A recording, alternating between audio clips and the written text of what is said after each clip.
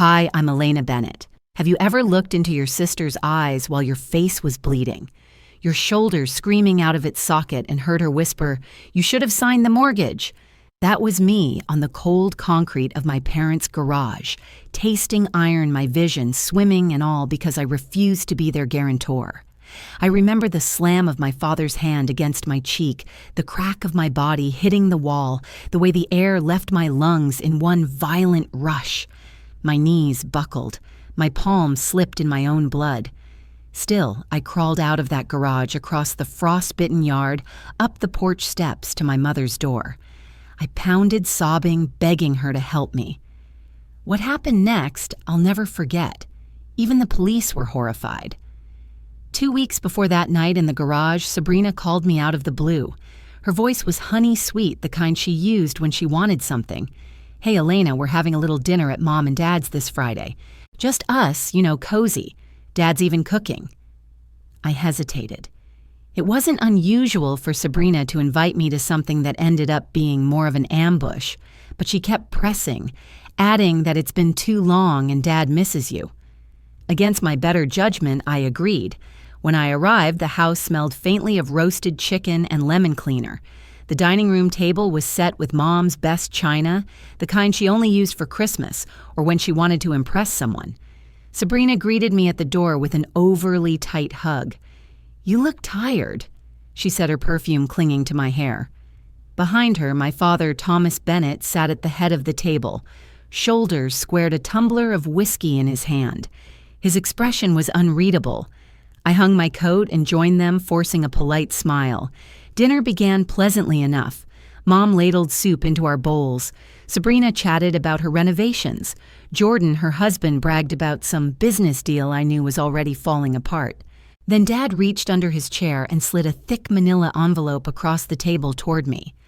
"Open it," he said. I froze. "What's this?" Sabrina leaned in elbows on the table, her smile tight. "We're closing on the house soon, but the bank's being ridiculous. They just need a little extra assurance." "Assurance," I repeated. Dad nodded. "Your name on the mortgage, just as a guarantor. It's no big deal, Elena." The words hit me like a slow punch. I worked in finance. I knew exactly what was inside that envelope. Balloon payments, variable interest rates, clauses that could sink me if they defaulted. "You've been denied before, haven't you?" I asked quietly. Sabrina's smile faltered. "Temporary credit issues. Freelance income looks bad on paper, Dad's eyes hardened. "That's why we need you. You've always been the responsible one." It wasn't a compliment. It was a command. I set my spoon down. "I can't just sign something like this if anything goes wrong. Nothing will go wrong." Sabrina cut in. "You think we'd let that happen to you? We're family." The word family sat heavy between us, a net they kept casting, hoping I'd tangle myself in it again. I didn't take the bait. "I'll think about it," I said. Dad's jaw tightened, but he didn't push. Not then. I finished my soup without tasting it, the envelope still sitting between us like a loaded weapon. The next morning, I found myself at Maya's kitchen table, cradling a mug of coffee I hadn't touched. She'd been my best friend since freshman year of college, the one person who could read my face like an open book. "They want you to do what she asked," folding her arms. I stared into the steam curling from my mug. Co-sign the mortgage just to get them through closing. Even to my own ears, it sounded like I was defending them. Maya's eyes narrowed. "Elena, no. If you sign that, you'll be on the hook for every cent when they can't pay. And trust me, they won't pay. They're my family," I said quietly. "No," she said, leaning forward. "They're counting on you thinking that way. You've always been the one who shows up. That's why they keep asking. Because you're predictable." The words stung, mostly because it was true. I tried to smile to wave it off, but her gaze pinned me in place. "Do you remember the credit card mess 3 years ago when they accidentally used your account for Jordan's business expenses, and you paid it off because you didn't want Mom and Dad to be embarrassed?" My throat tightened. That was different. "It's never different," Maya said flatly. "It's the same story over and over. They create the mess. You clean it up." I looked away, my eyes tracing the familiar pattern of her kitchen tiles. The truth was hard to swallow. "I just don't want to lose them," I whispered. Maya's voice softened. "You need to ask yourself what you're losing by keeping them." Her words sank into me like cold water. She reached across the table, resting her hand on mine. "Elena, you have to draw the line somewhere, because if you don't, there's no limit to how far they'll push." I nodded, but I didn't promise anything. When I left her house, the winter air bit at my cheeks. In my car, the smell of coffee clung to my sweater, a reminder of her warning. I wanted to believe she was overreacting, but deep down, I knew she wasn't. 2 nights later, I walked into my parents' dining room and knew immediately this wasn't just a family meal. The table was set like something out of a magazine. Mom's silverware polished to a mirror shine her lace tablecloth perfectly pressed. A roast chicken sat in the center, its skin crisp and golden. Sabrina was already seated beside Jordan, both of them glowing with that smug, almost homeowner's energy. Dad sat at the head of the table, knife and fork resting neatly on either side of his plate. Mom moved between the kitchen and dining room, smiling the way she did when company was over, except the only company tonight was me. "Elena," Mom said, brushing a non-existent crumb from my shoulder, "you're just on time." "It's 6 hours exactly," I replied, slipping into the chair they'd clearly reserved for me, right between Sabrina and Dad. Dinner began with polite small talk, Sabrina's latest fabric swatches, Jordan's big break in business, Mom's new church committee. But as soon as the plates were half empty, Dad leaned back, swirling the ice in his glass. So he said, fixing me with that measured gaze I'd known my whole life, "Sabrina tells me you haven't signed yet." I set my fork down. "I'm still considering it." Jordan chuckled under his breath. "Considering it's just a signature, Elena, you don't even have your own family to worry about. Why not help your sister start hers?" The words landed like a slap, though his tone stayed light, almost teasing. Mom nodded in agreement, as if Jordan's point was reasonable. "Families help each other," she said, smiling sweetly. I swallowed the sharp reply building in my throat. "It's a big financial commitment. I just want to be careful." Dad's smile thinned. "Careful or stingy?" Sabrina let out a quiet laugh, shaking her head as if I just said something ridiculous. The air thickened. Forks scraped against plates. My hands tightened in my lap. "You've always thought you were better than the rest of us." Dad said, his voice low now like a warning.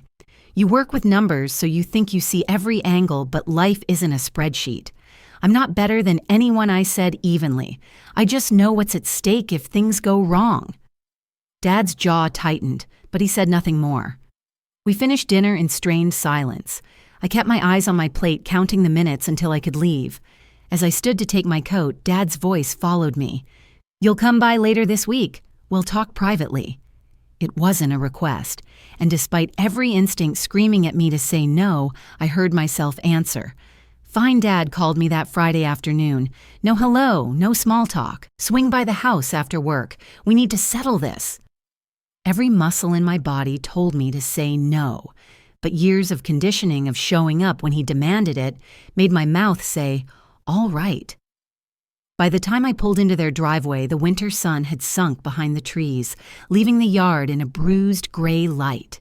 The garage door was open just enough for me to duck under. The air inside was sharp with the smell of motor oil and cold metal. Dad stood near his workbench, a half-empty tumbler in hand. Sabrina leaned against the doorway that led into the house. Her arms crossed, a faint smirk tugging at her lips. "Elena," Dad said, gesturing toward the stool across from him. "Sit." I stayed standing. "You wanted to talk." He set the glass down with a clink that echoed in the concrete space. "This is ridiculous. You're making your sister's life harder over nothing." "One signature. That's all. It's not nothing," I said quietly. "It's a legally binding contract that could ruin me." Sabrina's laugh was soft, almost pitying. "You're being dramatic." Dad took a step forward, his boots loud against the floor. "I'm your father. I've provided for you your whole life. The least you can do is step up when I ask. I'm not saying no to hurt you," I said. "I'm saying no because it's dangerous." His face hardened. Dangerous. What's dangerous is a daughter who turns her back on her family. The air seemed to press in around me. I took a step back, my shoulder brushing the cold steel of the garage wall. Dad's voice dropped into that low, dangerous register I'd feared since I was a child. You think you're too good for us sitting in your fancy office acting like you're above the people who made you. That's not what this is. He moved fast. One shove and my back slammed into the wall. Pain shot through my shoulder, white hot, stealing my breath. Dad, stop. The punch came so quickly I barely saw it. A flash of his arm, the sharp crack across my cheekbone, the taste of iron flooding my mouth. I crumpled my knees, hitting the concrete hard. My hand slipped in something warm blood I realized dripping from my nose. Sabrina didn't move to help. She just tilted her head and said almost gently, "You should have signed the mortgage." Her words cut deeper than the hit. I tried to push myself up, but the pain in my shoulder was blinding now, a deep, nauseating throb. Dad stood over me, chest heaving. "You're going to regret this." I met his eyes, refusing to look away. I already do. For a second, I thought he might hit me again. Instead, he turned and walked toward the doorway, brushing past Sabrina without a glance. Sabrina crouched down, her perfume thick and cloying. "You're making a mistake. You can't take back Elena." Then she stood following him inside the door, shutting with a final, heavy click. The garage was suddenly silent except for my ragged breathing. I don't know how long I lay there, cheek pressed to the cold floor, the world narrowing to the sound of my heartbeat in my ears. My fingers were numb, my vision blurry. Finally, I forced myself to move. Every shift sent knives of pain through my shoulder, but I managed to crawl toward the open garage door. The night air hit me like ice, stinging my split lip. I made it across the driveway, through the brittle grass of the yard, and up the steps to the front porch. My hand shook as I pounded on the door. "Mom, it's me!" My voice cracked. "Please, I need help." Inside, I heard muffled voices, my mother's and my father's low and firm. "Please, Mom." I sobbed, my forehead resting against the door frame. "I'm hurt. I just need you to open the door." The voices stopped. The house went still.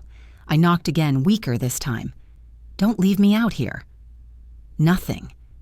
My legs gave out and I sank onto the welcome mat, the one that read "Family First" in cheerful cursive. Blood from my lip spotted the fabric. Somewhere down the street, a dog barked. Snow began to drift in the cold air, dusting my hair, melting against my hot skin. That was how Mrs. Walker found me crumpled on the porch, half-conscious, bleeding. "Oh my God, Elena, what happened?" She was already pulling out her phone. "Stay with me. I'm calling 911. The last thing I remember before the sirens was the slam of the front door not opening to let me in, but closing tighter, shutting me out for good. The sirens grew louder until blue and red lights flashed across the snow. 2 EMTs knelt beside me, their voices calm but urgent. "Ma'am, can you hear me?" What happened? My shoulder. I winced as one of them gently touched it. "Looks dislocated," he said to his partner. "We'll stabilize it." They wrapped me in a blanket, lifting me carefully onto a stretcher. The cold air bit at my cheeks, but I barely noticed. What I noticed was the house behind me, the dark windows, the closed curtains. Not once did my parents come out. A police officer crouched beside me as they loaded me into the ambulance. "You're safe now. We'll take care of you." Safe. The word felt foreign. At the hospital, a doctor reset my shoulder, stitched my lip, and ordered scans for possible fractures. Lying in that stark white room, I kept replaying the garage Dad's fist, Sabrina's smirk, the sound of the door shutting. When I was discharged the next day, my phone lit up with dozens of missed calls and texts. None were from my parents, none from Dad, none from Mom but my sister. Oh, she'd been busy. Maya's name popped up on my screen. "Before you see it somewhere else, I need to show you something." She sent me a link to Sabrina's private Facebook post. Private, but not private enough. There I was on the garage floor, face steer with blood eyes glazed. The clip was short, grainy, and deliberately cropped. The caption read, "Please keep my sister in your prayers. She's been struggling and had an episode last night. We did everything we could to calm her down. An episode. My stomach turned. They'd taken my pain and twisted it into a performance painting me as unstable.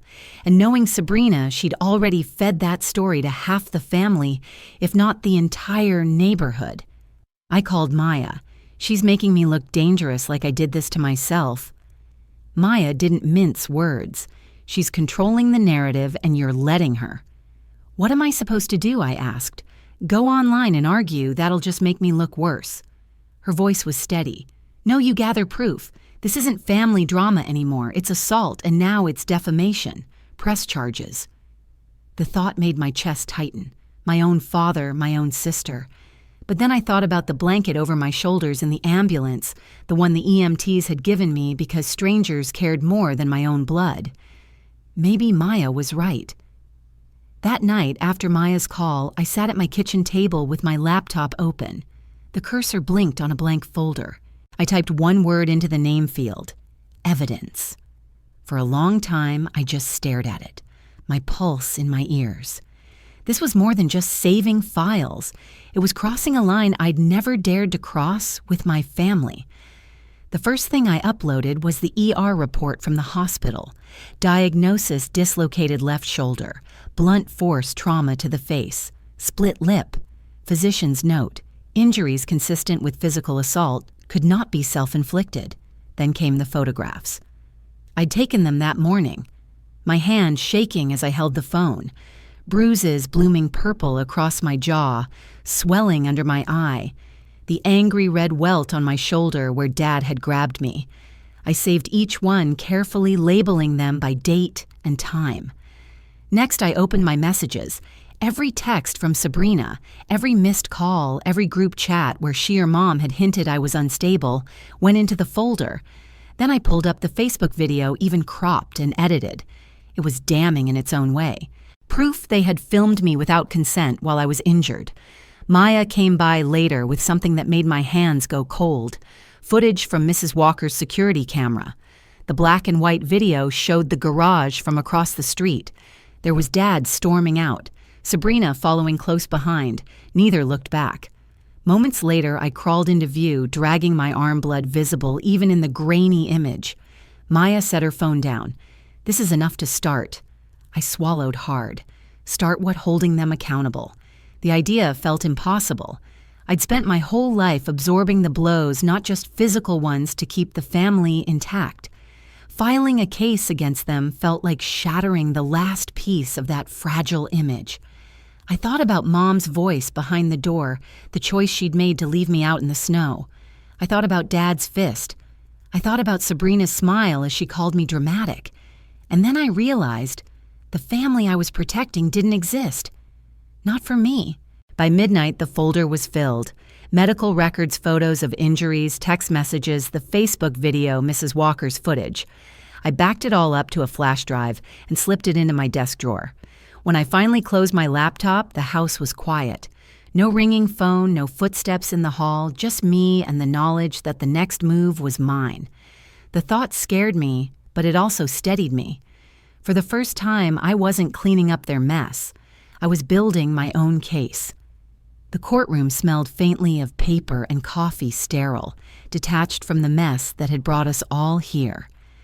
Dad sat at the defendant's table in a crisp suit, his jaw clenched.